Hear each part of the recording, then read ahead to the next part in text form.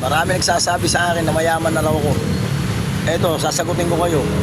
Hindi ako mayaman. Isa akong anak na mahirap. At yabang meron ako, yaman wala.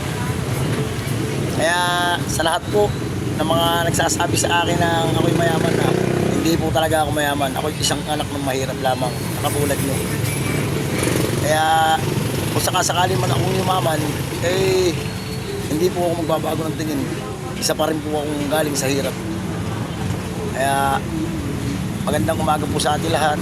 God bless. At sa lahat po, sipag at tiyaga lang po para matupad po ang mga pangarap. Kaya wag po tayo magpanghinaan ng loob. Magsipag po tayo. Dahil ang bawat pangarap ay matutupad din. At lagi tayo manampalataya sa Diyos. At sa lahat po ng mga hindi pa mga namumurtis dyan, sipag at tiyaga lang. Lagi lang kayo makapag-engage at tapusin nyo ang mga video na mga dumadaan sa wheel nyo. At mag-iwan kayo ng bakas para mapansin kayo ni Aldo.